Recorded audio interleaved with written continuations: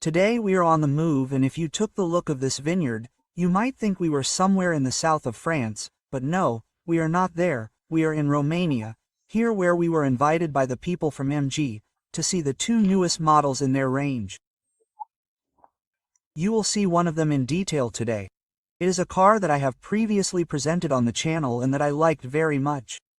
I liked it so much that when I praised it, according to its capabilities, from my point of view, many said that the clip should have been marked as paid advertising. That is not the case. No, the MG still remains, from my point of view, a very good choice if you are looking for a C to D segment SUV, because it is already on the edge of the D segment, which has an extended warranty, has very good road behavior and excellent consumption. Today I will show you the newest iteration of the MGHs. Because until now if you wanted to buy an MGHs you had to buy either a purely thermal version with a 1.5 turbo engine or a plug-in hybrid version. And the price difference between the two was very big. Starting today, the version behind me is also available on the Romanian market, which is called the MGHs Hybrid. It is a purely hybrid model, so you don't have a large battery for purely electric driving on board. It is a model that has some very interesting things under the hood, and I have already driven it a few kilometers. It seems to me that it drives excellently. That's what we will talk about today, and I know that some of you are already very reluctant, because we are talking about a Chinese brand, but in Romania, in terms of hybrids, MG is in 4th place in sales. And if we talk about the MG3, that car allows MG to claim 2nd place in the sales top, right after the Iris, in Romania. And that is a very good performance, considering that MG as a brand only entered Romania a year and a half ago. And the fact that you, customers, appreciate these cars means that I didn't lie about anything when I did the reviews, because they are good cars and highly appreciated by people. I'll let you decide, and I even invite you, if you watch this video, to go test drive one day. See what you think and then come back and tell me in the comments if I said anything untrue about these cars. I've done this experiment in other videos too, so today we're going to take a look at the MGHs Hybrid. We're going to talk a little under the hood to see what's changed there. We're going to take a little drive with the car, and it's most likely going to be a shorter video because I've already presented the HS in 2 versions here on the channel. You already know how big it is, what materials you have available, and so on. Let's get started. And before we start, as usual, don't forget to subscribe, it helps me a lot. Don't forget that you can become a member of the channel for exclusive benefits, and of course don't forget to feed your passions. What are you doing? Welcome to today's filming. Jokes aside, this is MGHs. I've introduced it to you on the channel before, you already know it. You know what it looks like. Let's talk a little about the car, so let's recap what it entails. We're talking about a C segment to D segment SUV. An SUV that starts at under 300 euros and can go up to over 400 euros in the plug-in hybrid version. The car in front of me is the pure hybrid version, right? I mean, it doesn't have a very large battery to go a lot purely electric around the city, but it doesn't rely exclusively on a thermal engine either. In this clip, I don't think I'll be able to give you concrete consumption data with it, but maybe we'll take it for a longer period, to see exactly how much it consumes, because I know that many of you are concerned about this. It's absolutely normal. Gasoline is getting more expensive every day. All things are getting more expensive every day in Romania, and it's normal to be worried about operating costs. And most likely this full hybrid module will be much more efficient than the thermal one. I can't tell you that today because we have quite a bit of time with the car. I won't be able to do my usual consumption test, but I repeat, I will most likely take it for a later test. It is important to mention that this car has the Hybrid Plus inscription here on the back, which tells you a lot about its running gear. In terms of prices, we are talking about 2 equipment levels. We have the Excite equipment level and the Exclusive equipment level. Excite costs €31,490 and exclusive €34,490. And at the moment, MG is also offering a promotional discount of €1,000 on the purchase of this car. This is in the exclusive version, €2,500 more expensive than the thermal version, and I think it might be worth the difference. Specifically, this car has a length of 4,670 millimeters. So if we are to compare it with something domestic, we could compare it with the Bixter, which has 4,570 millimeters, but is larger. The closest rival from my point of view, in terms of size, is the Škoda Kodiaq, which is noticeably more expensive and not necessarily with as much technology on board. If we talk about the wheelbase, we are talking about 2,750 millimeters, which should make it very roomy. We will get into the car right away to see what is going on there, and in terms of design, it seems to me that it has been refined a lot. The Hybrid Plus model has no differentiating elements compared to the other versions in the range, but what I noticed is here, under the sills. If you look at the car from a distance, you will be able to very easily notice the exhaust on the left side of it.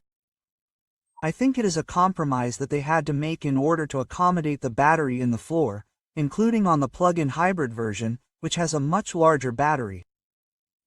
But overall, I think it looks good.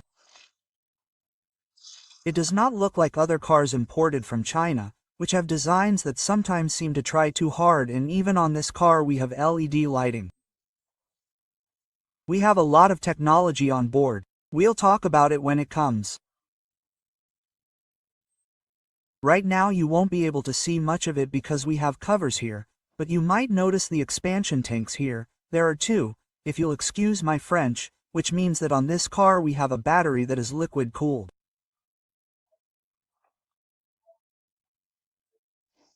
This is a turning point compared to rivals on the market, because most of the other rivals have air cooling for the batteries. If we're talking about full hybrid cars, here we're talking about liquid cooling. And why is that needed? Because the MGH Hybrid Plus has a fairly large 1.85 kilowatt-hours battery, which should allow it to run on electricity for quite a while. In addition, it also has a combustion engine here under the hood. I'll show you right away.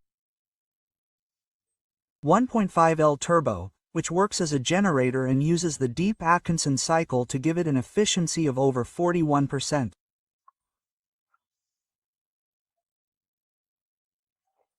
Which is very good for a combustion engine these days.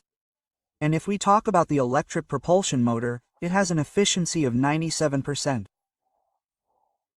And what are we talking about here? Unlike Hybrid Plus models like the MGZ or MG3, you have already noticed that we have a turbo engine under the hood that has somewhere around 140 horsepower, but it is not the star of the show. It is also helped by an electric propulsion motor that sends power directly to the wheels, which makes 198 Cre and 340 Nm clue.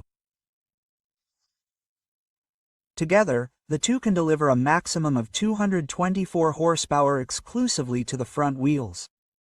In fact, this is one of the only things I can criticize about this car, the fact that it does not come in a four-wheel drive version, but who knows, maybe in the future we will have something like that on offer.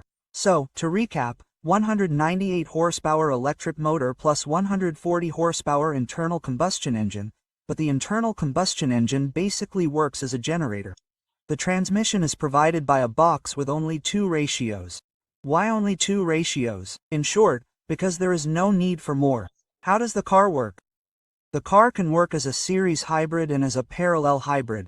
In parallel, it means that both power sources, both the internal combustion engine and the electric motor, send power to the wheels. In series, it means that one of them, namely the internal combustion engine, works as a generator, charges the battery, which in turn sends power to the electric motor that propels the wheels. Basically, this car, from what MG told us, will go purely electric up to 70 km per hour. Only after 70 km per hour will the internal combustion engine start, but it is not necessarily necessary for it to send power to the wheel. It can start to charge the battery, and the car can continue to be propelled electrically up to 110 kilometers per hour. Depending on the power requirement, depending on the traffic situation, inclination and so on, the car can start the internal combustion engine and can deliver power from both sources directly to the wheel, including at speeds below 70 kilometers per hour. But in most cases, MG told us that the power, well, the wheels will be powered by the electric motor. Yes, so it's an extremely simple system. I know it sounds complicated, but it's extremely simple. The car can do 107.9 seconds faster than all its full hybrid rivals in the segment, and it feels extremely lively when you drive it. By the way, we're going to get behind the wheel and talk about this thing. What else should I tell you about the technical side is that the battery is an NMC type and the car has a lot of operating modes. I'm going to put a sketch here that shows you how it can work. But how can the power sources be combined, when one engine can work and the other can stop, when one works as a generator and the other as a propeller and so on? There are many ways in which this power can be combined. The fact is that at 224 horsepower this car already poses a lot of problems to its rivals in the segment, and I've already praised it enough. Let's go to the interior. Another weak point of this car is the trunk. From my point of view, for such a large car it only has 441 liters of storage. Theoretically it should be enough for you, but I think it could be a little better. We also have the storage space underneath and this mat that is becoming a trademark for those at MGPHS. We don't have anchor points. Again, it's not necessarily okay. They could have put some hooks here so you could put your shopping safely. And the back seat is 60-40 split. If these things matter to you, maybe you should look elsewhere. Let's get into the car, where the materials, I said it in my other reviews with HS, the materials are of very good quality for this price segment. From 35,000 euros to find materials of this quality is something rare. Here we have a soft plastic, yes, which feels very good to the touch. Yes, it's not leather, but it feels very good to the touch with this fake stitching. Here we have real stitching, instead, yes, orange. Here we have synthetic leather that feels very good. Here we have plastic that feels very good again. A lot of attention has been paid to these details. Here we have a slightly harder plastic, but that's normal, it's at the bottom of the car. And on this tester we have black synthetic leather, which again feels very good, and I'm absolutely convinced that if I asked a lot of people on the street what kind of material this is, they would definitely say it's real leather. And look what a car with a 2,750 mm wheelbase means. A lot of space here in the back for the driver, but also for the drivers, for the passengers, with the driver's seat adjusted to my comfortable driving position. Here again we have a lot of storage space, air vents for the rear passengers. I just recently tested a car that didn't have anything like that, and it could have been a problem for the people in the back. And look what these elements look like. Yes. When you put them together, when it's fully open, they come together here and you can direct the air left, right and up and down. And down here we have two USB type A ports. If I can film them. Type A. The MG guys are still on Type A, but probably in the future they'll switch to C2. And a small transmission tunnel. And this is what the dashboard looks like. I've shown it to you before. It seems very simple to me, but well executed. Let's climb in the front to see exactly what it's all about. Access is very easy. The car is tall, the doors open wide and we climb in the front. We start the engine because it's very warm. Here we have the same very good materials again. We have soft plastic here, very high quality plastic here, even if it's harder. Leather covered handle. The lower area is also a soft plastic. It's higher quality than on many other cars with pretensions. The storage space here, plastic again. Here we have a synthetic leather area, and on the dashboard we still have soft plastic. Yes, the center console is very simple, easily organized. Here we have a wireless charging pad. The armrest is also covered in leather and is very deep, with plenty of space for storage. The gear shifter is also covered in leather and very easy to operate. Press the brake, back, forward, park, everything you need. Downhill assist on the car, auto hold. Bravo, bravo, MG. Look, it can, auto hold, while other manufacturers with much more reputation do not even offer this thing as an option. 2 cup holders, USB Type-A socket here for connectivity with the Android Auto and Apple CarPlay infotainment system. Here it could be wireless, charging socket, and here another USB charging socket. Yes, ventilation holes, physical buttons for different shortcuts, and this is what the multimedia system looks like. It's very simple. From my point of view, you do your job with it and notice that we have the icons here for Android Auto and Apple CarPlay. The resolution is good, it moves well. You also have some shortcuts from here from top to bottom, this being the most important one that stops the warning when exceeding the speed limit. And here we have the large dashboard. Here in the middle, theoretically, the map should be shown, but since I'm in the middle of a field, the area is not mapped. Let's see if we can change it. Here we have a 3-hour accumulated consumption at 37 kilometers per hour. Yes, but that's what I did today. Driving on DN, consumption 7, it's high because the car was sitting still for a long time with the engine running. When I take it for a thorough test, we'll change this thing. We'll see exactly how much it consumes on all types of roads, like I usually do. We can change what's displayed in the cluster, see? We can make it like this. If we don't have it, we don't want to be shown the map. Or we can make it like this for intelligent driving. Yes, physical buttons on the steering wheel with 2 favorite buttons that will prove very useful. No, a leather-wrapped steering wheel, beveled at the top and bottom. And yes, I really like this MGH's interior. I recommended it to Dan Badia, you know, the guy who does stand-up. I recommended him to get a hybrid MGH's and he was surprised too, and several people were surprised when I made this recommendation, but I wasn't kidding at all. There really are cars that deserve your attention if you want a quality-price ratio, I would say above average.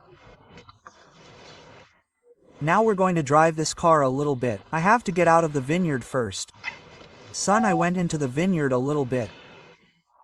Oh, and I'll try to give you some driving impressions. I've already driven the car a little bit and I can tell you that I was impressed, but I've always liked the HS anyway. What I'm going to notice here, what you're going to notice if you want to take this car for a ride, if you go out on a bit of rough terrain, is that the suspension is absolutely impeccable. It's absolutely impeccable. And I remember the last time we tested the HS, we compared it to the Tiguan, which by comparison seems like an outdated car in terms of suspension. Well, it is certain that at that time there was a problem with the adaptive suspension on the models made on the MQB Evo, on this platform from Volkswagen. Theoretically, the adaptive ones had a software problem. They did not close the valves properly and you could hear some strange noises from under the hood, from under the body. Well, that is not the case here. We really do not have adaptive suspension. I'm driving on a very bad road, but you cannot hear anything strange. No strange noise reaches the cabin. The car is not uncomfortable. It levels the surface we are driving on very well. And this is one of the advantages of the MGHS compared to many models in the segment. It seems to me that it has one of the best passive suspensions you can buy. And I noticed this from my first contact with the car. I said it before. It feels like it's solid when you drive it. It feels very refined. Let's talk a little bit about how this engine feels and how it feels. Before I finish with the suspension part, we're talking about a McFawn setup on the front, multi-link on the rear, but independent suspension on the rear, even though we don't have all-wheel drive. I paused for a moment. Let's go a little faster from the start. The car started electric and it always will. And that makes it very interesting to drive because you'll have instant torque and it feels like an electric car. Remember that shortcut I was telling you about? Okay. It feels like an electric car because it's going to run electric most of the time and the engine under the hood will start a lot of times, but it's going to function as a generator. Again, a lot of times it's going to function as a generator. It's going to function as a generator. So, even if it starts, it's not going to rev very high, right? Because its only role will be, in many cases, just to bring additional energy to the battery, and it will show off under the hood very quietly. And you will drive as if you were driving an electric car, right? Under strong acceleration, it will also contribute to the total, right? It will also contribute to the delivery of power to the front axle, but that will happen very rarely. I don't know, when you have to overtake, but the response in the pedal is instantaneous. And what I like is the fact that even when the internal combustion engine engages and sends power to the wheels, you don't feel the moment when a clutch engages, because of course the car has a clutch that separates the internal combustion engine from the box so that it can function as a generator. So, as I was saying, even when the internal combustion engine intervenes, you won't feel it because even when it sends power to the accelerator, the transition is very smooth between one driving mode and another. How I accelerate, no problem. So the car feels like an electric model 90% of the time. And I really like that because the pedal response is instantaneous. You can rely on the torque of the electric motor very, very much. I think it's excellent how they set up the transmission, from that point of view. Transmission which, as I was telling you, basically has 2 gears for highway speeds, for high speeds, when yes, indeed, the internal combustion engine can also contribute to the wheel, but it will do so to a fairly limited extent. And, overall, the atmosphere while you're driving it, is very relaxed, from my point of view.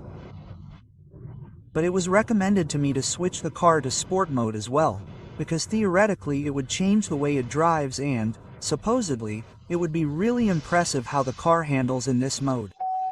And that's what we're going to do. We switch to sport mode, and if you want to change the driving mode, you can change the way the accelerator pedal works, right? Let it be sport. You can change the way the regenerative braking works from this menu. It can be stronger or less strong generative braking. You can turn off the traction control and you can adjust how stiff the power steering is in comfort, normal or sport mode. Just on the way here I had noticed and was telling my fellow passenger that it seemed to me that the power steering was very well set, but I didn't know that it was already in sport mode. You have a pretty natural weight to it, it doesn't feel artificial.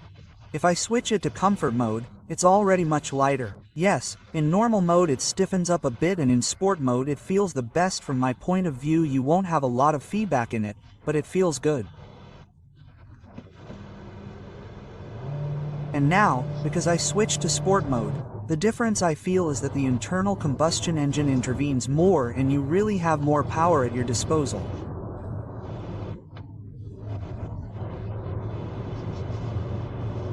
Very interesting how the car feels. You will hear the internal combustion engine under the hood more clearly, but the speeds you will reach will also be higher. But there's a bit of elasticity in the way the car works. If in normal mode, because you were relying almost exclusively on the electric motor, the car felt very predictable and direct. In sport mode, it's faster, but it has more elasticity, because here the internal combustion engine contributes more to the overall road holding, and because it contributes more, it has much more elasticity than the electric motor because it has to get into the optimal torque range. Yes, and you'll feel the differences between a low speed and a higher speed, but the car responds very well. I wouldn't say, I don't know, yes, they told me that, sir, that it would be a big difference. I wouldn't say that it's a very big difference. I would still drive it in normal mode, because you're relying more on the electric motor. Even though the car is slower overall, it seems to me that the transmission response and the engine response are faster. You don't have that elasticity that I was talking about earlier. Yes, basically what happens. How does it feel when you drive it? You press the accelerator in sport mode. Yes, the car instantly takes off because it has the electric motor that gets you moving quickly, and then you feel the internal combustion engine intervene. You start to accelerate harder, but there is a little delay between the moment you press the accelerator pedal and the car takes off harder. Yes, while in normal mode you are a little slower, but the response is more direct because you are relying almost exclusively on the electric motor. And combined with this suspension, sir, and how quiet the car is. There is an absolutely serene atmosphere here on board, which I really like. Unfortunately, I can't give you any consumption data, and I know that they are very important to you, but I was promised that I would receive the car for a longer period and then I would be able to do an in-depth consumption test with it, to show you exactly what it is about, how efficient the car is or not, depending on the case. Let's see how it compares with the thermal MG and the plug-in hybrid. From this point of view, with a plug-in hybrid it could be quite close, but I expect that compared to the thermal MGHS the consumption differences will be quite large. So, today we don't have a conclusion regarding the MGHS hybrid, because I don't think I spent enough time on board it so that I can draw some clear conclusions. The fact is that if you want to get an SUV of this size, you should definitely go with one before making the final decision, because I think it is a very, very interesting proposition on the market at the moment. First of all, by the way the motorization under the hood works. It feels like an electric car with an occasional boost from a combustion engine. And if you remember, not too long ago I told you in one of my videos that I think this is the direction that many car manufacturers will be heading, namely the transition to hybrid cars that will gradually start to rely less on the thermal side and more on the electric side. And that's what's happening right now. Especially Chinese manufacturers are doing this, and you've probably noticed many offers of cars called REV range extended electric vehicles, which are basically electric cars that have an electric motor under the hood that works as a generator. This is what BMW also offered in 2014 on the i3, that there was a BMW i3 extender version that had a small 650 cm engine that simply charged the battery when you ran out of power in it.